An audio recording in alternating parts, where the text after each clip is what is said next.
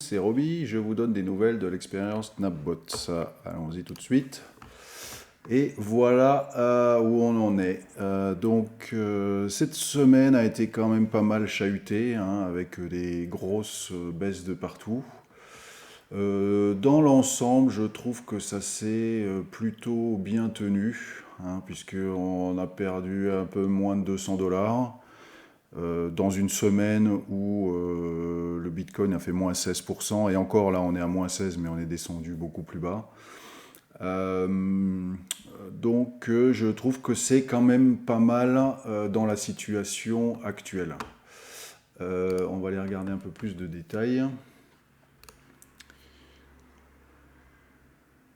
On voit qu'il y a eu quand même pas mal de trades, c'est embêtant cette petite fenêtre qui s'affiche là, il y a eu quand même pas mal de trades négatifs, hein, dont un hier, moins 67 $. Donc je crois que c'était du long sur l'Ether et donc la position a été réduite, elle perd de 67 $. Bon, la veille, il y avait un gros bénéfice, je crois que c'est sur du BNB, il y avait une position long sur le BNB qui avait bien marché.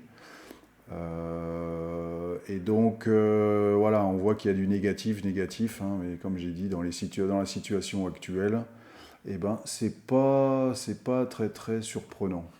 On voit que les performances se sont quand même pas mal réduites, hein, avec autant de jours positifs que de jours négatifs, alors qu'avant on était bien mieux que ça. Mais bon, hein, comme je disais, hein, dans une semaine où on fait moins 15, moins 20, finalement, c'est pas si mal. Euh, Si on regarde ce que nous dit Napbots, il nous dit la même chose en euros, hein, à peu près. La semaine dernière, j'étais à 3000 €, et donc là, on a 130 € de moins. Ah oui, donc là, on voit ce qui s'est passé. Oui, donc les trades positifs, c'était sur les ventes de Bitcoin. Ah non, donc c'est ça qui a fait. Ah non, c'est ça. Non, 15 mai,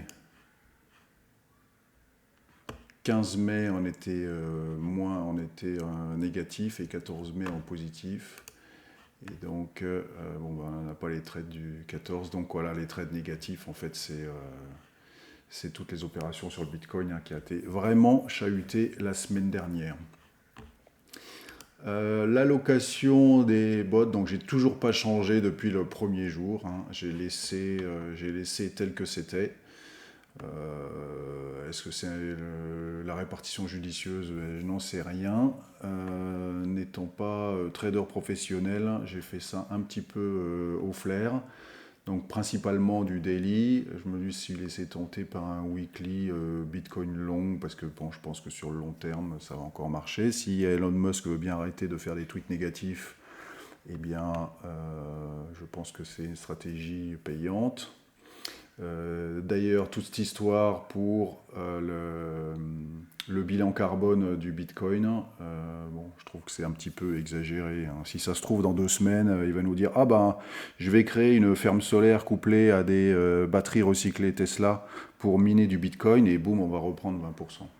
Donc voilà, il fait mumuse avec les cours. Bon, ça nous arrange pas, mais qu'est-ce que tu veux, c'est comme ça. Euh, voilà, donc c'est un mix de stratégies, donc principalement daily, hein, puisque vu la vitesse où changent les cours, hein, je pense qu'il faut faire du daily, et puis un mix de long et de robots qui savent prendre des positions short.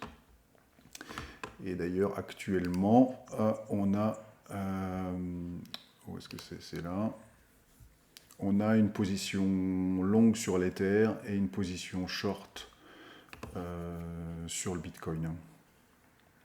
Donc il est long sur l'Ether à partir de 3294, hein, c'était bien joué, hein, ça, c'est presque le creux de l'Ether.